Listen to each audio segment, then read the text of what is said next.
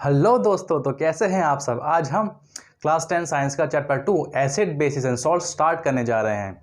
और इससे पहले जो फर्स्ट चैप्टर है वो मैं पहले ही कंप्लीट करा चुका हूं, तो जिसने मेरा चैप्टर वो ना देखा हो, वो वीडियो ना देखी हो, उसका लिंक मैं डिस्क्रिप्शन बॉक्स में डाल दूंगा नीचे, आप वहाँ से जाकर देख सकते हैं। और आगे बढ़ने से पहले मेरा नाम भी जान लीजिए। मेरा नाम है फराज खान और मैं आप सबका स्वागत करता हूँ मेरे YouTube channel Khan study point पे। तो आज का टॉपिक हम स्टार्ट करते हैं। तो फर्स्ट टॉपिक हमारा एसिड है। हम बात करते हैं कि एसिड क्या होते हैं। एसिड जो होते हैं जनरली टेस्ट में होते हैं सॉर। सॉर मतलब खट्टे। फर्स्ट लाइन लिखी हुई है, they are substances which have sour taste. ये वो सब्सटेंस होते हैं जो कि स्वाद में खट्टे होते हैं। Second point, they turn blue litmus to red. एक इंडिकेटर होता है जिसकी मदद से हम पता लगा पाते हैं कि कौन सी चीज़ हमारी एसिड है, कौन सी बेस है, कौन सी सॉल्ट है, एक्सेट्रा एक्सेट्रा। तो अगर ब्लू लिटमस का रंग रेड हो जाता है डिप करने के बाद में सॉल्यूशन में, तो उसका मतलब होता है कि वो सॉल्यूशन एसिड है। Third point, they give H+ ion in aqueous solution. यानी कि अगर हम एसिड को पानी में घोलते हैं और उसका सॉल्यूशन बनाते हैं, उसको बोलते हैं एक्वस सॉल्यूशन, तो उसमें वो H+ आयन रिलीज करेंगे, छोड़ेंगे या निकालेंगे। Last point, acid corrodes metal. इस पॉइंट के बारे में पहले पढ़ चुके हैं फर्स्ट चैप्टर में कि जितने भी एसिड्स होते हैं वो मेटल्स को कोरोड कर देते हैं, यानी कि कोरोजन करवा देते हैं, जिससे उनके ऊपर जंग लग जाती है। अब हम बात करते हैं स्ट्रॉन्ग और वीक एसिड्स की कि कौन कौन से एसिड स्ट्रॉन्ग होते हैं और कौन कौन से एसिड्स वीक होते हैं। तो देखते हैं, HCl यानी कि हाइड्रोक्लोरिक एसिड, H2SO4 यानी कि सल्फ्यूरिक एसिड और HNO3 यानी कि नाइट्रिक एसिड। ये तीनों एसिड जो होते हैं स्ट्रॉन्ग एसिड्स होते हैं। अब अगला है वीक एसिड। वीक एसिड का एग्जांपल है हमारे CH3COOH यानी कि एसिटिक एसिड, अगला ऑक्सालिक एसिड और थर्ड लैक्टिक एसिड। ये तीनों एग्जांपल्स हैं हमारे वीक एसिड के। अब हम कैसे बताते हैं कि कौन सा एसिड वीक है या कौन सा एसिड स्ट्रॉन्ग है, वो डिसाइड करते हैं pH स्केल के हिसाब से। pH स्केल भी एक इंडिकेटर ही होगा जो कि हम आगे पढ़ेंगे। जिस सॉल्यूशन की pH वैल्यू अगर 7 से कम होती है तो वो एसिड कैटेगरी में आते हैं। तो जिसकी वैल्यू pH वैल्यू जितनी कम होती चली जाती है वो उतना ही ज़्यादा स्ट्रॉन्ग होता है। जैसे एग्जांपल के लिए, एक सॉल्यूशन की वैल्यू अगर pH 2 है और एक की वैल्यू है 4, तो 2 और 4 में से ज़्यादा एसिडिक होगा जिसकी pH वैल्यू 2 होगी एज कंपेयर टू जिसकी वैल्यू 4 है। इसी हिसाब से हम डिसाइड करते हैं कि कौन सा एसिड स्ट्रॉन्ग है, कौन सा एसिड वीक है। अब हम बात कर लेते हैं दो टाइप्स की। एसिड के दो टाइप्स होते हैं, वो होते हैं concentrated acid and dilute acid. इसका मतलब क्या होता है कि जब जिस एसिड का जो सोल्यूशन होता है, अगर उस सोल्यूशन में ज़्यादा क्वांटिटी में एसिड हो और कम क्वांटिटी में वाटर हो, तो उस एसिड को हम बोलेंगे कॉन्सेंट्रेटेड एसिड। इसको हम प्योर एसिड भी बोल सकते हैं क्योंकि इसमें एसिड की क्वांटिटी थोड़ी ज़्यादा होती है। नेक्स्ट जो होता है डाइल्यूट एसिड, इसमें क्या होता है, इसका ठीक उल्टा होता है। क्या होता है कि जिस सॉल्यूशन में एसिड की क्वांटिटी कम है एज कंपेयर टू वाटर, यानी कि वाटर की क्वांटिटी ज़्यादा है, यानी कि वो उसके H+ आयंस ज़्यादा कम हो चुके हैं, रिलीज हो चुके हैं पानी ज़्यादा मिलने की वजह से, तो इसलिए इसको हम डाइल्यूट एसिड भी बोलते हैं और इस प्रोसेस को हम बोलते हैं डाइल्यूशन। अब हम बात करते हैं कि बेसिस क्या होते हैं और इसे हम कैसे पहचान सकते हैं। तो फर्स्ट पॉइंट इसका क्या हो सकता है कि जैसे एसिड जो होते हैं उनका टेस्ट सॉर होता था, खट्टा होता था, वैसे ही बेसिस का टेस्ट जो होता है वो होता है कड़वा यानी कि बिटर। और ये अगर हम बात करें लिटमस की, तो ये रेड लिटमस को ब्लू में कन्वर्ट कर देते हैं। अगर हम ब्लू लिटमस पेपर को रेड लिटमस पेपर को अगर हम डिप करते हैं बेस वाले सॉल्यूशन में, तो वो टर्न हो जाएगा ब्लू में। Next point, they give OH- ion in aqueous solution. अगर हम जलीय विलयन में एक्वस सॉल्यूशन में बेस घोलते हैं तो क्या होगा, ये OH- आयन रिलीज करेंगे अपने अंदर से, जैसे कि एसिड रिलीज करते थे H+ आयंस। लास्ट, सोपी इन टच। और अगर इन्हें हम टच करते हैं तो ये सोपी से होते हैं, ठीक है, टच करने में। अगला पॉइंट आता है हमारा स्ट्रॉन्ग बेसिस और वीक बेसिस। जैसे कि हमारे स्ट्रॉन्ग एसिड और वीक एसिड थे, वैसे ही बेसिस भी स्ट्रॉन्ग और वीक होते हैं। इसके एग्जाम्पल्स हैं NaOH यानी कि सोडियम हाइड्रोक्साइड, KOH यानी कि पोटेशियम हाइड्रोक्साइड एंड CaOH का होल टू H यानी कि कैल्शियम हाइड्रोक्साइड। अब आता है वीक बेसिस यानी कि NH4OH यानी कि अमोनियम हाइड्रोक्साइड। अब लास्ट पॉइंट है हमारा एल्कली। क्या होते हैं, these are bases which are soluble in water, यानी कि ये ऐसे बेसिस होते हैं जो कि पानी में घुल जाते हैं। अब हम बात करते हैं कि इंडिकेटर्स क्या होते हैं, तो पढ़ते हैं, these are substances which change their colour या smell in different types of solution, यानी कि ये ऐसे सब्सटेंस होते हैं अगर इनको हम किसी दूसरे सब्सटेंस में मिलाते हैं, मिक्स कराते हैं, तो ये अपनी स्मेल और कलर को चेंज कर लेते हैं, जिससे हमें पता चल जाता है कि वो सब्सटेंस क्या रहा होगा, एसिड या बेस या सॉल्ट जो भी है। ठीक है, अब इंडिकेटर्स जो होते हैं वो 3 तरह के होते हैं। वो होते हैं नेचुरल, दूसरा सिंथेटिक या इसे हम आर्टिफिशियल भी बोल सकते हैं, थर्ड ऑल्फैक्टरी इंडिकेटर्स। अब हम पढ़ते हैं इनको डिटेल्स में कि कैसे कैसे होते हैं, क्या होते हैं। अब देखते हैं first, natural indicators found in nature in plants, यानी कि ये हमें नेचुरली मिलते हैं प्लांट से। और इनके एग्जाम्पल क्या क्या हो सकते हैं, एक तो लिटमस, एक रेड कैबेज, इसके अलावा टर्मरिक हो गया, फ्लावर ऑफ हाइड्रेंजिया, ये भी इसके अदर एग्जाम्पल्स हैं। नेक्स्ट चलते हैं हम सिंथेटिक इंडिकेटर्स पे। तो दीज आर केमिकल सब्सटेंसेस, ये ऐसे इंडिकेटर्स होते हैं जो कि केमिकल्स की मदद से बनाए जाते हैं। एग्जाम्पल इसका मिथाइल ऑरेंज, और इसके अलावा एक और होता है, वो होता है phenolphthalein. Next olfactory indicators, these substances have different odour in acid and bases. अगर हम इस तरह के इंडिकेटर्स को किसी भी एसिड या बेस टाइप सॉल्यूशन में मिलाते हैं तो ये अपनी स्मेल को चेंज कर लेते हैं और हमें पता चल जाता है स्मेल के अकॉर्डिंग कि वो सॉल्यूशन क्या है, एसिड या बेस।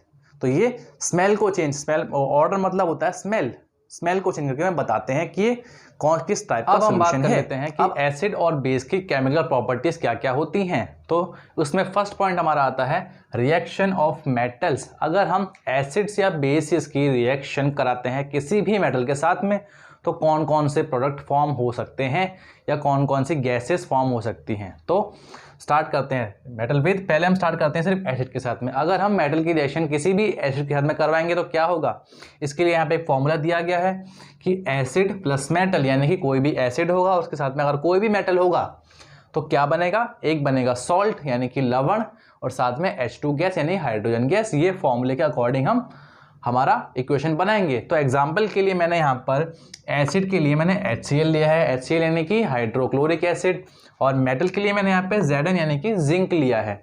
अब हम दोनों की रिएक्शन करवाएंगे तो एक सॉल्ट बनना तय है। उससे पहले हमें यहाँ पे दिया हुआ है H2 के, जो कि फिक्स है, उसमें कोई चेंज नहीं आएगा। तो यहाँ पे हम पहले क्या करेंगे, पहले H2 गैस हम पहले से लिख देंगे।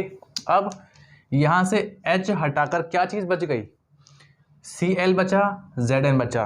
तो Zn और Cl को मिलाकर जो कंपाउंड बनेगा उसका नाम हो जाएगा जिंक क्लोराइड यानी कि ZnCl2। तो इस तरीके से हम अपनी इक्वेशन बना पाएंगे और हमें पता चल गया कि जो हमारा सॉल्ट है वो है Zn क्लोराइड और हाइड्रोजन गैस तो बन ही रही है। अब हम बात कर लेते हैं बेसिस के बारे में कि बेस के साथ में फॉर्मूला क्या हो जाएगा, फॉर्मूला सेम रहेगा, बस एसिड की जगह यहाँ बेस आ चुका है, बाकी मेटल का मेटल सेम, सॉल्ट का सॉल्ट सेम और H2 की H2 गैस सेम, बाकी सब कुछ सेम रहेगा, बस एसिड की जगह पर बेस आ जाएगा और कुछ भी चीज़ चेंज नहीं होगी।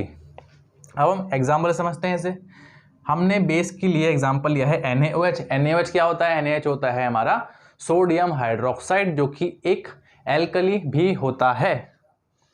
अब हम बात कर लेते हैं मेटल की जगह हमने लिया है जिंक, तो ये दोनों आपस में मिक्स होकर बना देंगे Na2ZnO2, जिसे हम बोलते हैं सोडियम जिंकेट। इसका नाम होता है सोडियम जिंकेट, इसे आप नोट कर लीजिएगा, इसका नाम होता है सोडियम जिंकेट। और ये रिएक्शन काफ़ी बार पूछी जाती है बैलेंस करने के लिए भी, या फिर रिएक्शन को कंप्लीट कीजिए, इस टाइप से भी रिएक्शन को पूछा जाता है और इसका नाम पूछ सकते हैं। इसका नाम होता है सोडियम जिंकेट और साथ में H2 गैस तो बन ही रही है, तो फॉर्मूले को सेटिस्फाई कर रही है हमारी इक्वेशन ये। अब हम बात कर लेते हैं कि यहाँ पर जो ये गैस निकल रही है H2, अगर हमें प्रूफ करना है किसी के सामने, पता लगाना है कि जो गैस निकली है वो गैस H2 गैस ही है, हाइड्रोजन गैस ही है, तो कैसे पता लगाएंगे हम, तो एक टेस्ट होता है, उस टेस्ट का नाम होता है पॉप टेस्ट। तो वो यहाँ पे लिखा है मैंने कि hydrogen gas released can be tested by bringing burning candle near gas bubbles. तो जब हम रिएक्शन करते हैं तो गैस के जो बबल्स निकलेंगे, अगर हम उसके पास एक जलती हुई मोमबत्ती लेके जाएंगे तो वो बबल्स पॉप का साउंड से फटना स्टार्ट कर देंगे, यानी चटर पटर जो साउंड होता है हिंदी में, उस हिसाब से फटना स्टार्ट कर देंगे। इसलिए हमने इस टेस्ट का नाम रखा है पॉप टेस्ट। इससे हम पता लगा पाते हैं कि जो गैस है वो कंफर्म हाइड्रोजन गैस ही है। अब नेक्स्ट रिएक्शन है हमारी रिएक्शन ऑफ मेटल कार्बोनेट या मेटल हाइड्रोजन कार्बोनेट के साथ में। अगर हम किसी भी एसिड या किसी भी बेस की रिएक्शन मेटल कार्बोनेट या मेटल हाइड्रोजन कार्बोनेट के साथ में करवाते हैं तो क्या क्या प्रोडक्ट्स हमें मिलते हैं, ये हमें देखना है।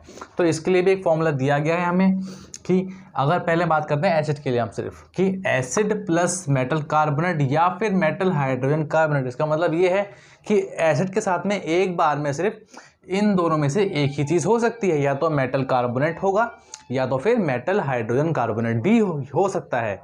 और मेटल हाइड्रोजन कार्बोनेट का दूसरा नाम होता है मेटल बाइकार्बोनेट भी बोलते हैं इसे हम, ठीक है। तो क्या बन सकता है, सॉल्ट बनेगा और CO2 H2O फिक्स बनने ही बनने हैं, एग्जैक्ट सेम वही बनेंगे, ठीक है। तो हम यहाँ पे एग्जाम्पल देखते हैं।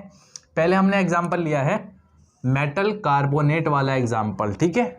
अब हम पहचानते कैसे हैं कि हमें कौन सी चीज़ हमारी मेटल कार्बोनेट है या कौन सी चीज़ हमारी मेटल हाइड्रोजन कार्बोनेट है।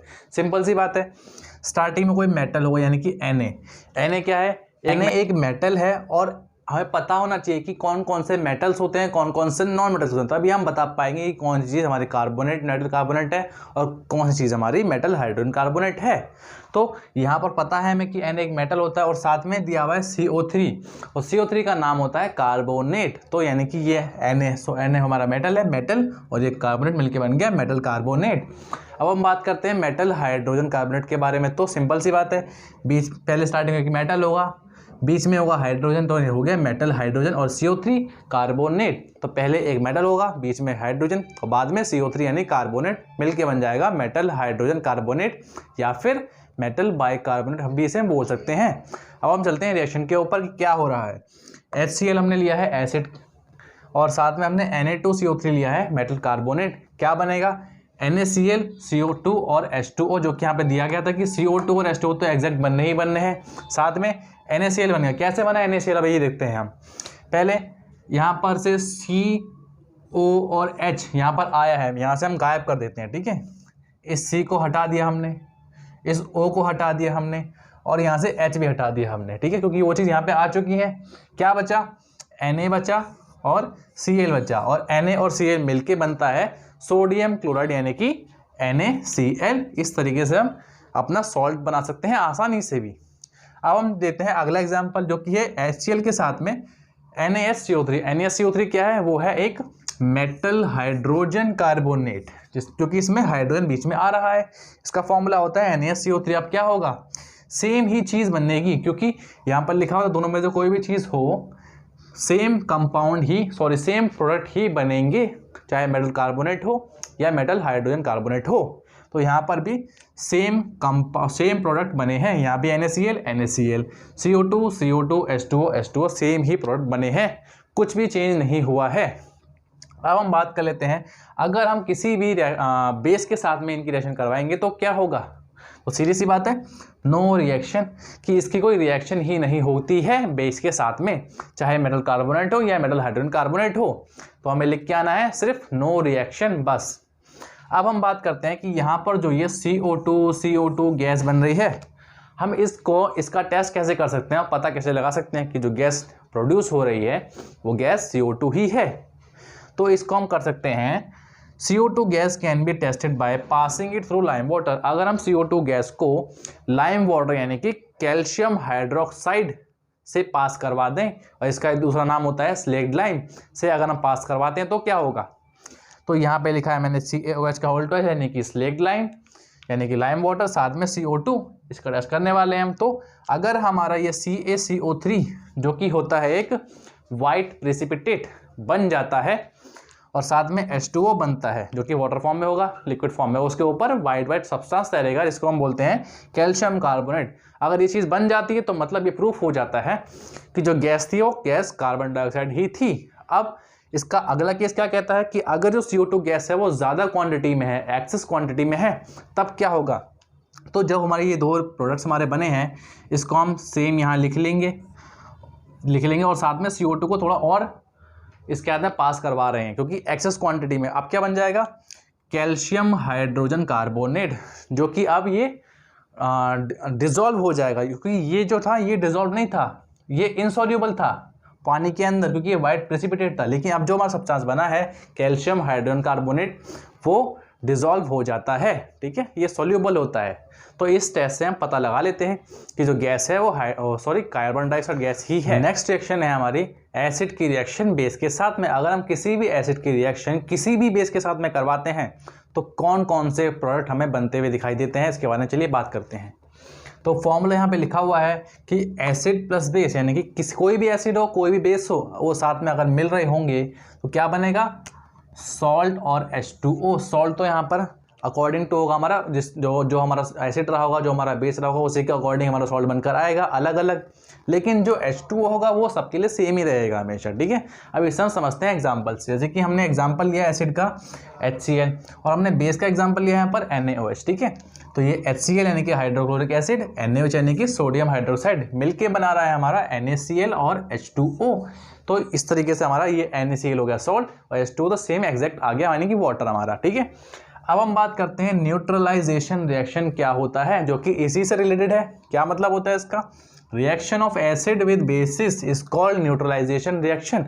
वो रिएक्शन जिसमें एसिड की रिएक्शन हम बेस से करवा रहे होते हैं तो उस रिएक्शन को हम न्यूट्रलाइजेशन रिएक्शन कहते हैं। और इस रिएक्शन में क्या होता है, जैसे एग्जाम्पल के समझते हैं, हमारे पेट में एसिडिटी होती है, ठीक है। तो एसिडिटी मतलब हमारे पेट में एसिड की क्वांटिटी ज़्यादा हो चुकी है उस टाइम पे, यानी कि अपच हो रही है, अनडाइजेशन हो रहा है हमारी बॉडी पेट के अंदर, ठीक है। तो उस टाइम पे क्या करते हैं, हम लेते हैं इनो। अब ये इनो क्या होता है, ये इनो एक ऐसा बेस होता है, एक होता है बेस होता है जो कि हमारी बॉडी में जाएगा और एसिड के साथ बेस मिल जाएगा, तो वो दोनों आपस में हो जाएंगे न्यूट्रल। न्यूट्रल यानी कि दोनों की जो इफेक्ट्स होंगे, जो पावर होगी वो कम हो जाएगी, इससे सॉल्ट बन जाएगा और पानी बन जाएगा, इससे कि हमारे पेट को आराम मिल जाएगा, ठीक है। तो यही होता है न्यूट्रलाइजेशन रिएक्शन का मतलब, कि ये एक चीज़ दूसरी चीज़ के इफेक्ट को ख़त्म कर देती है, ठीक है। अब हम बात कर लेते हैं, हमने पीछे पढ़ा था कि एसिड और बेस जो होते हैं वो दो तरह के होते हैं, स्ट्रॉन्ग भी होते हैं वीक भी होते हैं, एसिड भी और बेस भी, ठीक है।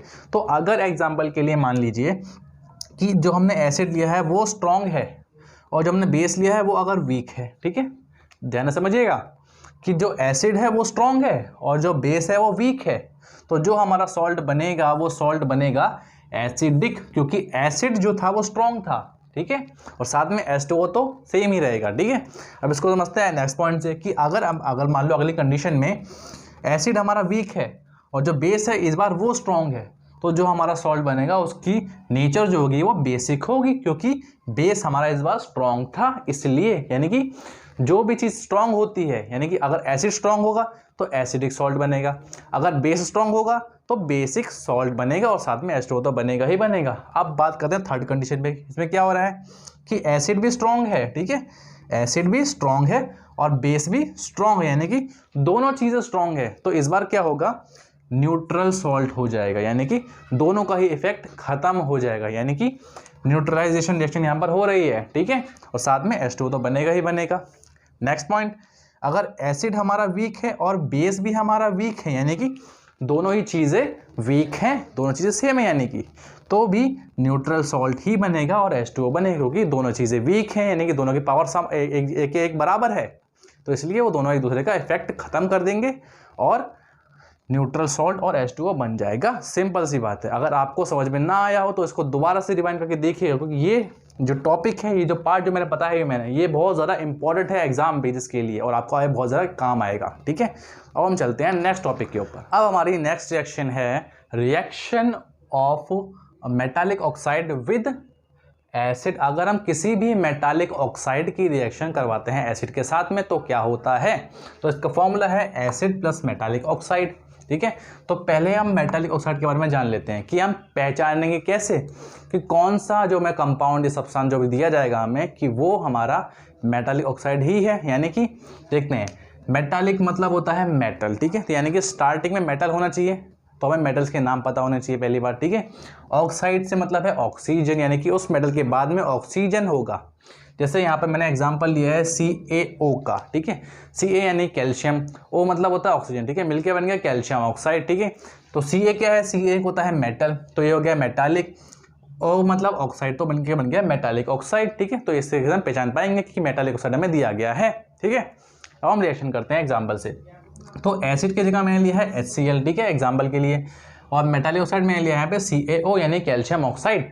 तो मिलके बन जाएगा हमारा सॉल्ट CaCl2 यानी कि कैल्शियम क्लोराइड और H2O यानी कि वाटर। ठीक है, अब अगर हम बात करें कि मेटल ऑक्साइड के साथ में मैंने बेस क्यों नहीं लिया है, क्योंकि इस मेटल ऑक्साइड के साथ में बेस की रिएक्शन नहीं होती है। तो अगर एग्जाम में कोई रिएक्शन लिखी हुई आ जाए सामने तो उसके सामने लिखना है नो रिएक्शन। ठीक है, अब इसमें एक बात और कर लेते हैं। ठीक है, यहाँ पर अगर हम ध्यान दें कि यहाँ पर जो प्रोडक्ट है हमारा सॉल्ट और H2O बन रहा है। ठीक है, अब सॉल्ट और H2O हम पीछे भी रिएक्शन करके आ रहे हैं एसिड और बेस की, उसमें भी सॉल्ट और H2O ही बन रहा था। ठीक है, अब हम उस चीज़ को इससे लिंक करके देखते हैं क्या रिजल्ट निकलता है हमारा। देखते हैं, तो सॉल्ट और H2O उसमें कब बना था, जब एसिड और बेस दोनों मिले थे। ठीक है, यानी कि एसिड बेस दोनों होने चाहिए तब बनेगा सॉल्ट और H2O। ठीक है, अब यहाँ पर एसिड तो है लेकिन बेस नहीं है, तो बेस की जगह पर आया है यहाँ पर मेटालिक ऑक्साइड जो कि है ये। इसका मतलब ये हो जाएगा कि जो मेटालिक ऑक्साइड होते हैं ये होते हैं बेसिक इन नेचर। ठीक है, इसका मतलब ये हो जाएगा कि जितने भी मेटालिक ऑक्साइड होते हैं वो बेसिक नेचर के होते हैं, इसीलिए वो एसिड्स के साथ मिलकर सॉल्ट और H2O बना पाते हैं। ठीक है, अब हम चलते हैं नेक्स्ट रिएक्शन की तरफ जो कि है reaction of non metallic oxide with. अब हम बात करते हैं नॉन मेटालिक ऑक्साइड्स की। ठीक है, नॉन मेटालिक मतलब नॉन मेटल होंगे और साथ में ऑक्सीजन होगा। ठीक है, मिलके बना देंगे नॉन मेटालिक ऑक्साइड। इसकी रिएक्शन है हमारी बेस के साथ में, क्योंकि इसकी रिएक्शन एसिड के साथ में नहीं हो पाती है। ठीक है, तो इसका फॉर्मूला है base plus non metallic oxide, मिलके बना रहे हैं वही सेम चीज़ सॉल्ट और H2O। ठीक है, तो हम यहाँ पर वही सेम चीज़ अप्लाई करेंगे। तो पहले हम एग्जाम्पल समझते हैं। यहाँ पर मैंने बेस की जगह लिया है CaOH का होल ट्वाइस यानी कि स्लेक्ड लाइम या फिर कैल्शियम हाइड्रोक्साइड बोल सकते हैं इसे। साथ में मेटालिक ऑक्साइड का एग्जांपल लिया है मैंने CO2। अब ये CO2 कैसे पता चला हमें कि ये नॉन मेटालिक ऑक्साइड ही है, तो हमें देखना पड़ेगा कि C क्या है। ये जो C है, C का मतलब होता है कार्बन। अब जो कार्बन होता है, कार्बन एक गैस होती है और जितनी भी गैसेज होती हैं वो आती हैं नॉन मेटल कैटेगरी में। तो ये तो हो गया नॉन मेटल और O भी यहाँ पे दिया हुआ यानी कि ऑक्साइड हो गया ये, तो मिलके बन गया ये नॉन मेटालिक ऑक्साइड। अब ये क्या प्रोडक्ट बना रहे हैं, ये प्रोडक्ट हमारे बना रहे हैं CaCO3 यानी कैल्शियम कार्बोनेट और साथ में H2O। तो हमारी सेटिस्फाई हो गई इक्वेशन। ठीक है, अब हम बात कर लेते हैं कि सॉल्ट और H2O यहाँ बना है, तो हम इसको भी लिंक करके देखेंगे पीछे वाले रिएक्शन से जो कि थी reaction of acid with base. तो जब एसिड और बेस मिल रहे तभी बनता है हमारा सॉल्ट और H2O। तो यहाँ पर क्या है, यहाँ पर हमें बेस तो हमें दिया गया है जो कि बेस ये है, लेकिन यहाँ पर एसिड की कमी है, तो उस कमी को पूरा करने के लिए यहाँ पर आया है नॉन मेटालिक ऑक्साइड जो कि है कार्बन डाइऑक्साइड। यानी कि इससे हमारा रिजल्ट ये निकलता है कि जितने भी नॉन मेटालिक ऑक्साइड होते हैं वो होते हैं एसिडिक इन नेचर। ठीक है, ये दोनों पॉइंट जो है एग्जाम में बहुत ज़्यादा पूछे जाते हैं, तो इस बात पर बहुत ज़्यादा ध्यान रखिएगा कि मेटालिक ऑक्साइड बेसिक होते हैं नेचर में और नॉन मेटालिक ऑक्साइड जो होते हैं वो एसिडिक होते हैं नेचर में। ठीक है, तो आज के लिए हमारे वीडियो में इतना ही। आप हमारी वीडियो से जुड़े रहिए। अगर आपने हमारे चैनल को सब्सक्राइब नहीं किया तो हमारे चैनल को सब्सक्राइब कीजिए और बेल आइकन को दबाइए। ठीक है, और हमारी वीडियो को लाइक कीजिए और कमेंट कीजिए अगर आपको हमारी वीडियो पसंद आती है तो। Thank you so much, take care, bye bye.